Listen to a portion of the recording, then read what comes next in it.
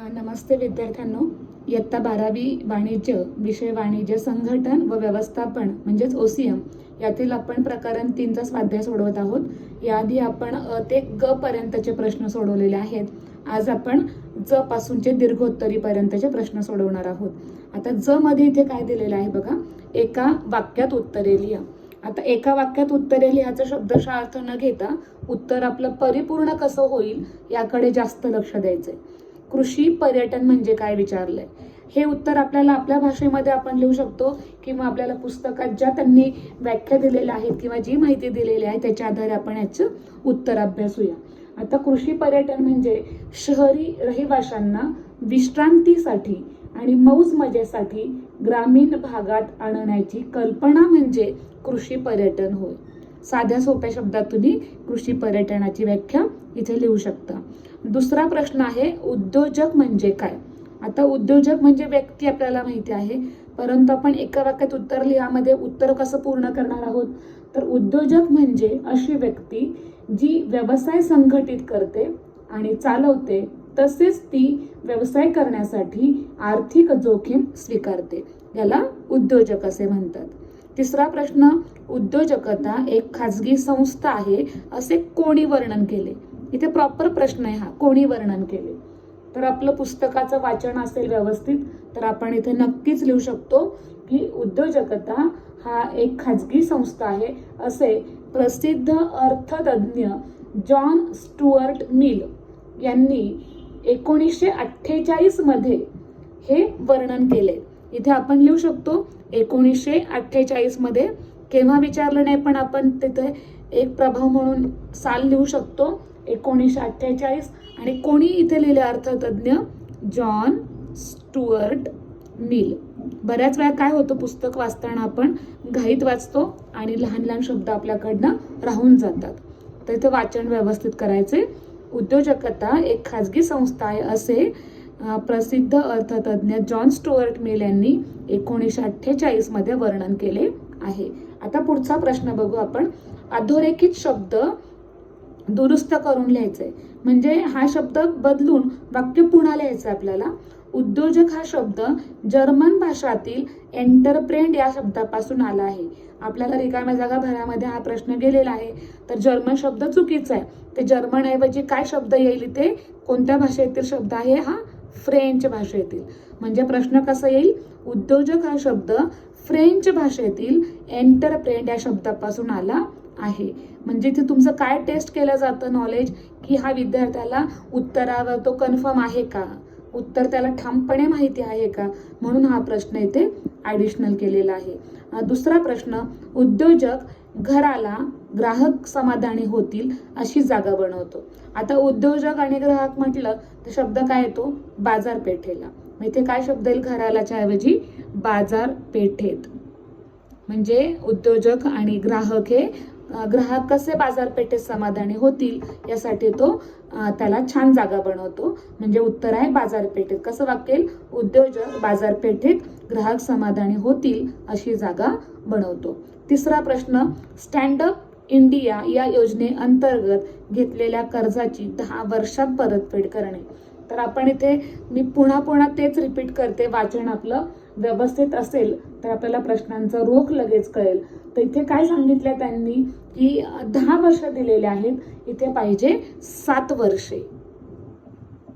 7 वर्षात परतफेड करणे म्हणजे कसं होईल, स्टँड अप इंडिया योजनेअंतर्गत घेतलेल्या कर्जाची आता 10 कॅन्सल होईल, 7 वर्षात परतफेड करणे.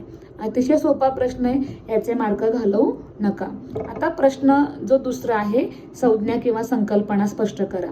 याच्यामध्ये तुम्हाला उद्योजक विचारले, तुम्हाला याच्यामध्ये विचारांचं स्वातंत्र्य, लेखनाचं स्वातंत्र्य असतं, पण आपण इथे स्वातंत्र्याचा आपल्याला तो वेळेसाठी आपण इथं वापर करणार आहे की 2 मार्काचे म्हणून अर्ध पान किंवा 1 पान, हे तुमचा लिखाणाचं तुमचं जास्त असेल, मोह आवरत नसेल, परंतु इथे 2 मार्क आहेत म्हणजे एका मुद्द्याला 1 मार्क, असे 2 मुद्दे आपल्याला लिहायचेत आणि या प्रश्नाला विनाकारण वेळ घालवू नका. आता उद्योजक जर तुम्हाला आलं शब्द संकल्पनामध्ये तर काय लिहिणार आहे, तर 1 नंबर मुद्द्यामध्ये काय लिहिणार आहे, उद्योजक म्हणजे अशी व्यक्ती की जी व्यवसाय सुरू करते आणि पैसे मिळवण्यासाठी व्यावसायिक धोके स्वीकारण्यास तयार असते. म्हणजे एकाला व्यावसायिक धोके स्वीकारणारी व्यक्ती. आणि दुसरं काय शब्द येईल, दुसरं काय कारण त्याचं येईल, दुसरा काय मुद्दा आपण लिहू शकतो, उद्योजक उद्योग व्यवसायाला किंवा उद्योग चालविताना भविष्यातील अनिश्चित परिस्थितीचा विचार करून तो धोका पत्करतो. म्हणजे धोका पत्करणारा कोण झाला, तर उद्योजक. म्हणजे असे तुम्हाला दोन मुद्दे इथे तुम्हाला स्पष्टीकरण द्यायचे. पहिल्यामध्ये काय घेतलं आपण, की अशी व्यक्ती जी व्यवसाय सुरू करते आणि पैसे मिळवण्यासाठी धोके स्वीकारते. आणि दुसऱ्यामध्ये आपण काय घेतले, की जो अनिश्चित परिस्थितीचा विचार करून धोका सुद्धा पत्करतो. आता कृषी पर्यटन, आताच आपण 1 मार्कामध्ये आपण पाहिलेलं आहे, तुम्हाला त्याचाही पुन्हा इथे उपयोग करता येईल, की कृषी पर्यटन ही आधुनिक काळातील संकल्पना आहे. शहरी भागातील रहिवाशांना ग्रामीण परिसराची, शेतातील कामांची ओळख व्हावी म्हणून इथे कृषी पर्यटन शहरी लोकांना आकर्षित करते. आणि दुसरं आपण इथे कारण लिहू शकतो किंवा मुद्दा मांडू शकतो, की कृषी पर्यटनामुळे पर्यटकांना ग्रामीण शेती, मातीशी नाते जोडता येते आणि तेथील फळे, अन्न याचा आनंद घेता येतो. आणि एक विरंगुळा म्हणून शहरी रहिवाशी ग्रामीण भागाकडे ओढतात आणि आपोआप त्याच्यामध्ये ग्रामीण पर्यटन सुद्धा होतो आणि आर्थिक हातभार लागतो. हे सुद्धा तुम्ही इथे मांडू शकता. म्हणजे तुम्हाला ती संकल्पना कळाली, ते आपल्या 2 कारणांमध्ये, 2 मुद्द्यांमध्ये आपण ही संकल्पना मांडायची. आता तिसरं घेऊ आपण, स्टार्टअप. आता स्टार्टअप मध्ये तुम्ही काय लिहिणार आहे, साधे सोपे शब्द लिहायचे, की स्टार्टअप हा उद्योजकता विकासाचा अत्यंत महत्वाकांक्षी प्रकल्प आहे किंवा योजना आहे. भारत सरकारने 2016 मध्ये प्रारंभ केला आणि यामध्ये भारत नोकरी शोधणारा देश ऐवजी नोकरी निर्माण करणारा देश अशा भावनेतून या योजनेची सुरुवात झालेली आहे. आता आपण स्टँडअप बद्दल माहिती घेऊया.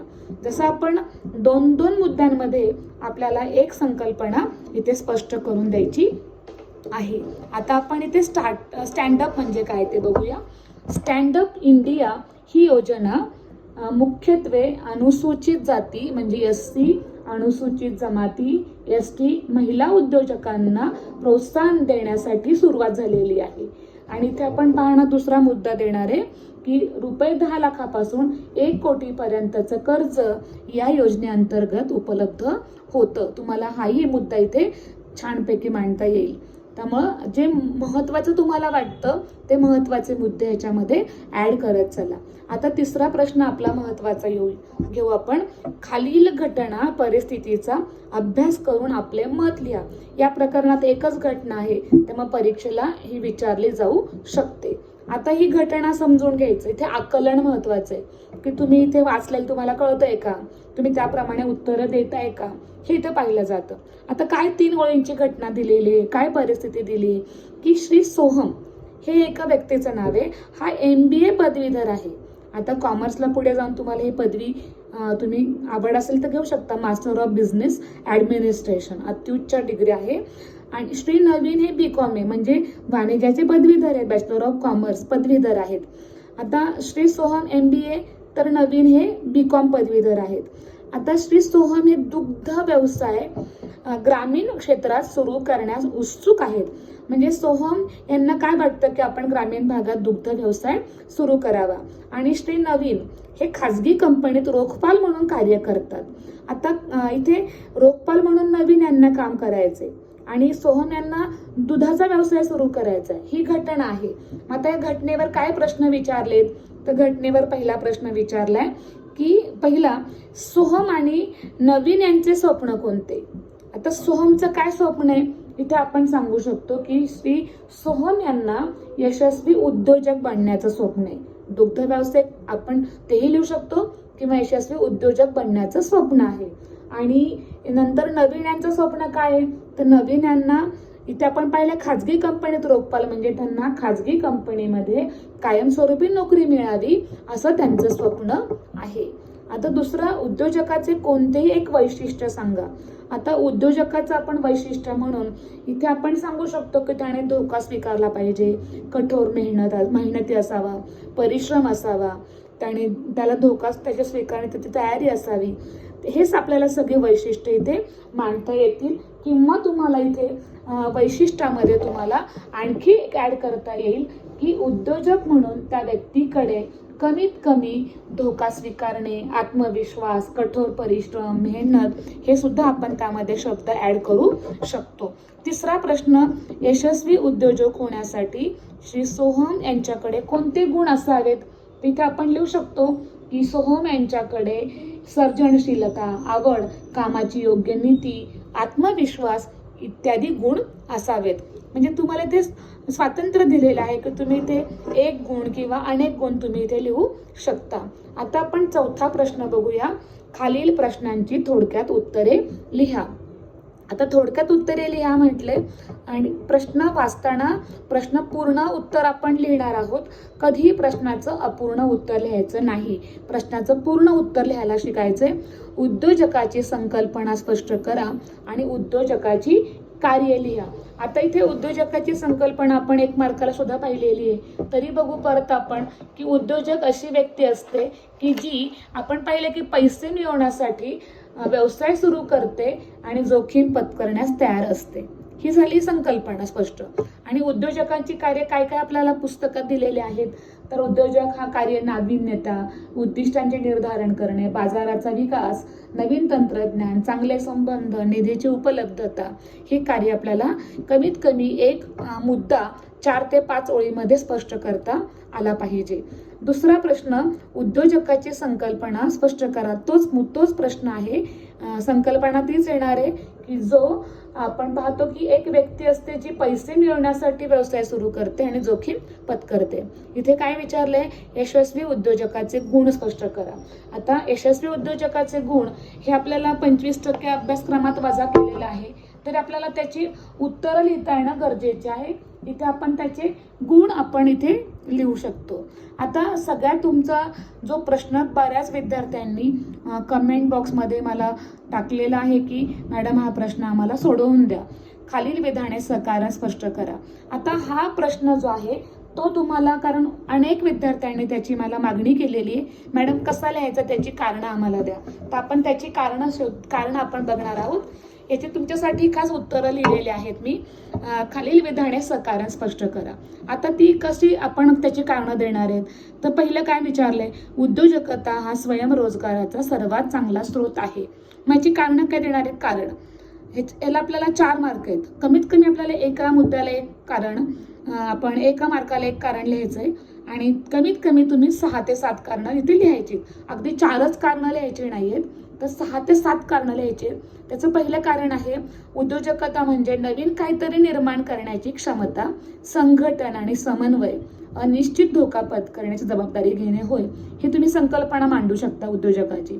दुसरं कारण, स्वयंरोजगार म्हणजे स्वतः रोजगार निर्माण करणे. याचाच अर्थ असा होतो की नोकरीवर अवलंबून राहण्यापेक्षा स्वतः नोकरी देणारे होणे. तिसरं कारण, उद्योजकता हे आर्थिक प्रक्रियेसाठी काहीतरी नवीन निर्माण करण्याचे कार्य आहे. आणि चौथं कारण, उद्योजकता म्हणजे नवीन उद्योग संघटना सुरू करण्याची प्रक्रिया. मी तुमच्यासाठी 8-9 कारणं दिलेली आहेत, कारण आपल्याला कारणं इथे मांडता आली पाहिजेत. आपल्याला इथे आपल्या ज्ञान तुमचं झालंय का हे बघितलं जातं. 5वं, उद्योजकता म्हणजे नवीन कल्पनांचा किंवा उपक्रमांचा शोध होय.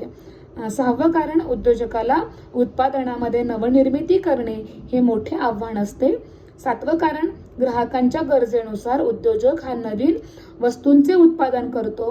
उद्योजकता हे एक आर्थिक कार्य आहे. आणि 8वं कारण, उद्योजकता ही नवीन व्यवसाय स्थापन करण्याची प्रक्रिया आहे. ही एक अशी प्रक्रिया आहे जिथे एखादी व्यक्ती बाजारपेठेतील पर्याय शोधून उत्पादन स्रोत एकत्र करून व्यवसाय संधी निर्माण करण्याचा निर्णय घेते. अशी तुम्हाला कमीत कमी 6 ते 7 कारणं तुम्हाला इथे लिहिता आलीच पाहिजे. आणि ज्याचं प्रकरणाचा अभ्यास पूर्ण झालाय त्याला 7-8 कारणं लिहायला काहीच अवघड नाहीये. हा तुम्हाला प्रॅक्टिस करा. इथून पुढे तुम्हाला सकारात्मक स्पष्ट करायचे मी कारणं सुद्धा देणार आहे, म्हणजे तुम्हाला परीक्षेला तो प्रश्न व्यवस्थित लिहिता येईल. दुसरं वाक्य बघू आपण, यशस्वी व्यावसायिक मोजता न येण्याजोगा धोका स्वीकारतो. आता कारण हे माहिती आपल्याला पुस्तकात न शब्द टाईप झालेले नाही, तो तिथे ऍड करा. तिथे मोजता येण्याजोगा म्हटले, पण धोका आपण मोजू शकत नाही म्हणून मोजता न येण्याजोगा आहे. कारण याचं, यशस्वी व्यावसायिक व्यवसायातील एकूण जोखीम स्वीकारतो. तो सगळी जोखीम घ्यायला तयार असतो. म्हणजे काही प्रमाणात नाही, एकूणचा अर्थ सर्व जोखीम तो स्वीकारण्यास तयार असतो. मोजता न येणारा धोका म्हणजे अनिश्चितता होय. तिसरं कारण, उद्योजक हा एक असा अभिकर्ता आहे जो उत्पादनाचे घटक निश्चित किमतीला विकत घेतो. ह्याला धोका म्हणतात. पहा, त्या घटकांना एकत्रित करून एक वस्तू तयार करण्याची व्यवस्था करतो आणि भविष्यात त्या वस्तू अनिश्चित किमतीला विकतो. हा धोका झाला. म्हणजे निश्चित किमतीला वस्तू विकत घेतो, पण ती किती किमतीला विकली जाईल हे तो आधीच नाही सांगू शकत. हा धोका लक्षात ठेवायचा आहे. म्हणून उद्योजक हे उत्पादनाचे धोका पत्करणारे अभिकर्ते आहेत. आणि चौथं कारण आहे, उद्योजक नेहमी नवनवीन आव्हानांना सामोरे जाण्यासाठी तयार असतो. हे आपण ही व्याख्या सुद्धा लिहू शकतो. पाचवं, व्यवसायाचे दुसरे नाव म्हणजे जोखीम. किती छान आहे बघा इथे. व्यवसाय म्हटले की जोखीम आली, जोखीम म्हटलं की व्यवसाय आला.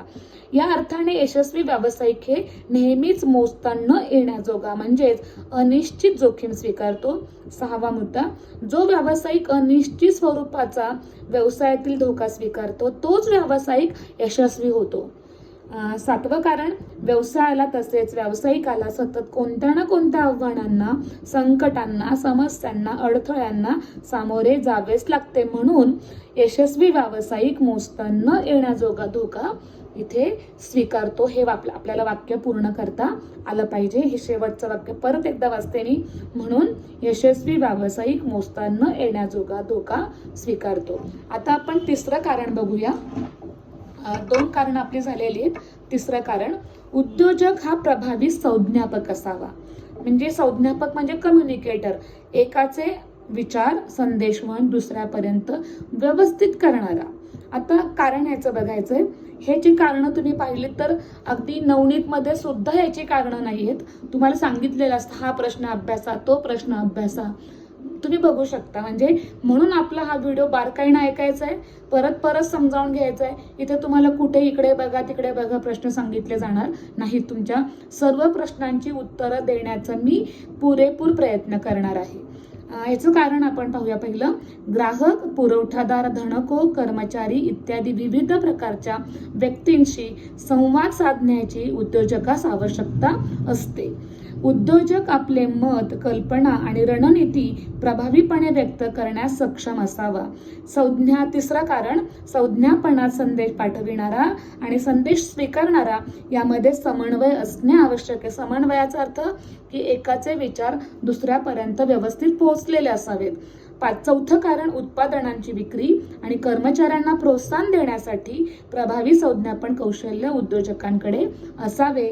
आणि पाचवं कारण, बहुतेक उद्योजकांना आपल्या कर्मचाऱ्यांना कसे प्रोत्साहित करावे हे प्रभावी संज्ञापनातून साध्य होते. म्हणून उद्योजक हा प्रभावी संज्ञापक असावा.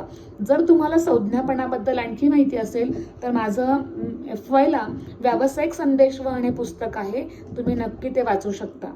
आता आपण चौथं कारण बघूया. आता पाहिलं, मी बऱ्याचशा व्हिडिओमध्ये कमेंट करताना मुलं काही ताई म्हणतात, दीदी म्हणतात, मॅडम म्हणतात. मी तुम्हाला सुरुवातीला माझी ओळख करून देताना मी कुठेही प्राध्यापक, मी कोण बोलतंय, माझं नाव काय, गाव काय मी सांगितलं नाही. कारण हे मी तुमची फक्त अभ्यासाला मदत करणारी मैत्रीण समजा. मॅडम किंवा प्रोफेसर किंवा प्राध्यापक किंवा लेखक अशी ओळख करून देण्यापेक्षा आपल्याला अभ्यासाला कोणतरी मदत करणार आहे, मदत करणारे तुम्ही मैत्रीण म्हणू शकता. व्हिडिओचा एकच अर्थ आहे की माझ्या सर्व विद्यार्थ्यांपर्यंत त्यांच्या शंकांचं निराकरण व्हावं, निरसन व्हावं. आणि कोणतरी आहे आपल्याकडे, एक मोठी बहीण म्हणा की जे आपल्याला अभ्यास शिकवतात, कशी उत्तरं लिहायची सांगतात. त्यामुळे इथे आपल्याला प्रोफेशनलिझम ठेवायचा नाहीये की बरेच जण करताना सुरुवातीला माझं प्राध्यापक, प्रोफेसर किंवा अमुक अमुक आपलं काही क्लास असेल हा आपला फक्त एक विद्यार्थ्यांना मार्गदर्शन करणारी एक मोठी घरातली कर्ता म्हणा सर आपल्या व्यावसायिक भाषेमध्ये, की ज्याला आपण एका कुटुंबातील वरिष्ठ व्यक्तीला कर्ता म्हणतो आपण. आणि कर्त्याची जबाबदारी ही अमर्यादित असते. पाहिलं आपण तसं तुमच्या बाबत माझी जबाबदारी ही अमर्यादित असणार आहे. या आपल्या शैक्षणिक व्हिडिओतून विद्यार्थ्यांना जास्तीत जास्त कसे मार्क मिळतील, माझी तर अपेक्षा 95 पेक्षा जास्त मिळावेत हीच अपेक्षा असते. हाच फक्त या व्हिडिओचा अभ्यास असणार आहे. कोणतेही लाईक किंवा कमेंटवर आपण काहीतरी प्रोफेशनल करतो असा अजिबात त्याच्यातनं उद्देश नाही. त्यामुळे चौथं आपण उदाहरण समजून घेऊया. उद्योजक हा नवनिर्मितीक्षम असावा. नवनिर्मितीक्षमचा अर्थ सतत नवीन काहीतरी करणारा, त्याचंच नाव उद्योजक असतं. आपण पाहिलं की अब्दुल कलाम सुद्धा म्हणतात, राष्ट्रपती आपले जे APJ कलाम, की सतत मनुष्यानं काही ना काही करत राहावं. म्हणजे झोपून स्वप्न बघायचे नाही, स्वप्न असं असतं की जे आपली झोप उडवतं. त्यामुळे नवनिर्मितीक्षमचा अर्थ की सतत व्यवसायात ज्या बदल होतात त्याप्रमाणे ग्राहकांना समाधानी करण्यासाठी काहीतरी बदल स्वीकारणं. पहिलं कारण त्याचं बघूया. उद्योजक मूलतः नवनिर्मितीक्षम असतो. दुसरं, उद्योजक उत्पादनाची नवनवीन साधने शोधतो आणि त्यातून तो नवीन उत्पादने सादर करणे किंवा सद्य उत्पादनांमध्ये बदल करतो. तिसरं कारण, ग्राहकांना नवीन उत्पादने किंवा सद्य उत्पादनातील नवीन वैशिष्ट्ये नेहमीच आनंद देतात. चौथं कारण, व्यवसायामध्ये उद्भवणाऱ्या समस्या सोडविण्यासाठी नवनिर्मिती आवश्यक असते. पाचवं, उत्पादनाच्या विविध घटकांची नवनिर्मिती म्हणजे नाविन्यता होय. सहावं, नाविन्यता म्हणजे नवीन उत्पादने, तंत्रज्ञानाची नवीन पद्धती, कच्च्या मालाचे नवीन स्रोत, नवीन बाजारपेठ इत्यादींचा समावेश होतो. आणि मला थोडीशी आशा आहे की तुम्हाला आता हा प्रश्न कसा लिहायचा हे थोडंसं कळत आलेलं आहे. आणि शेवटी लिहिले, म्हणून उद्योजक हा नवनिर्मितीक्षम असावा. म्हणजे परिपूर्ण आपलं इथं उत्तर होतं. जो प्रश्न सुरू केला तो इथे आपण संपवला. पाचवं आपण शेवटचं कारण बघतोय. इथे 5च कारण आहेत. ते 5वं कारण आपण बघतोय. नाविन्यपूर्ण उपक्रमाने शेतकरी आपले कृषी पर्यटन व्यवसाय विस्तारित करू शकतो. आता नाविन्यपूर्णता उद्योजकतेचा भाग आणि कृषी पर्यटन हे उद्योजकतेचे नवीन जे विकासाचे कार्यक्रम आहेत त्यातलं स्टँडअप, स्टार्टअप, नंतर कृषी पर्यटन आपण अभ्यासलेलं आहे. आता ह्याची कारणं पहा. कारण देशात कृषी पर्यटनाचा विकास व संवर्धन करणारे महाराष्ट्र हे अग्रणी राज्य आहे. दुसरं कारण, शहरी रहिवाशांना विश्रांतीसाठी, मौज मजेसाठी ग्रामीण भागात आणण्याची कल्पना म्हणजे कृषी पर्यटन होय. तिसरं, कृषी पर्यटन उपक्रमाच्या आधारे कृषी पर्यटन व्यवसाय विस्तारित करू शकतो. चौथं कारण, कृषी पर्यटन उपक्रमात मैदानी खेळ, शैक्षणिक अनुभव, करमणूक, आदरातिथ्य, सेवा, शेतीत थेट विक्री इत्यादी प्रकारे सेवा पुरवून कृषी पर्यटन व्यवसाय विस्तारित करता येतो. पाचवं, वेळ आणि सर्जनशीलता देऊन शेतकरी आपला व्यवसाय वाढवितात. सहावं कारण, विविध प्रकारच्या स्पर्धा, खेळ, उपक्रम, प्रदर्शन, विविध उत्पादने इत्यादींच्या आधारे कृषी पर्यटन व्यवसाय विस्तारला जातो. म्हणून नाविन्यपूर्ण उपक्रमाने शेतकरी आपले कृषी पर्यटन व्यवसाय विस्तारित करू शकतो. म्हणजे आपण हा आता अभ्यास आपण पाहिलाय, कारणं कशी लिहायची कशी नाहीत. आणि मला असं वाटतं ज्या विद्यार्थ्यांनी की आम्हाला सकारणांचा सेपरेट व्हिडिओ द्या अशी मागणी केली होती त्यांच्यापर्यंत हा व्हिडिओ नक्कीच पोहोचलेला असेल. तुम्हाला आणखी काही तुमच्यासाठी काही बदल असेल पाहिजे असेल तर नक्कीच सांगा, कारण मी तुम्हाला फक्त एक मदत करणारी आहे. आता आपण 5वा प्रश्न झालेला आहे. 6वा प्रश्न आपण इथे चर्चा करूया. उद्योजकता विकासाची वैशिष्ट्ये स्पष्ट करा. आता उद्योजकता विकासाची वैशिष्ट्ये स्पष्ट करताना आपल्याला ह्याचे मी प्रत्येक मुद्द्याचे स्वतंत्र व्हिडिओ दिलेले आहेत. फक्त इथे आपण काही मुद्द्यांचं डिस्कशन करण्यापेक्षा तुम्ही उद्योजकता विकासाची वैशिष्ट्ये आपलाच हा विद्यार्थ्यांसाठीचा स्वतंत्र व्हिडिओ तो बघू शकता. त्यानंतर दुसरा प्रश्न, उद्योजकता विकास कार्यक्रम अतिशय व्यवस्थितरित्या तुम्हाला मी हा मार्गदर्शन करणारा व्हिडिओ आपल्या या लिंकवर यूट्यूब चॅनेलवर आहे, तुम्ही तो बघू शकता आणि नक्कीच याचा अभ्यास करू शकता. त्यानंतर खालील प्रश्नांची उत्तरे लिहा. उद्योजकता संकल्पना स्पष्ट करून उद्योजकाची वैशिष्ट्ये स्पष्ट करा. आणि दुसरा प्रश्न, उद्योजक संकल्पना स्पष्ट करून उद्योजकाची कार्य स्पष्ट करा. जर तुम्हाला याही प्रश्नात काही शंका असेल तर पुन्हा आपण याचे सेपरेट मुद्दे आपण समजावून घेऊ शकू. आता आपल्याला जो आपला शैक्षणिक जो स्वाध्यायाचा व्हिडिओ होता तुम्हाला पटकन समजावा, कमीत वेळ तुम्हाला तुमचा अभ्यास व्हावा यासाठी आपण इथे आज आपण थांबतोय आणि पुढच्या आपण याच्या व्हिडिओमध्ये नक्कीच बघू. आशा आहे तुम्हाला नक्कीच आत्ता आपण जो स्वाध्याय सोडवलेला आहे तो तुम्हाला नक्कीच कळालेला असणार आहे. धन्यवाद.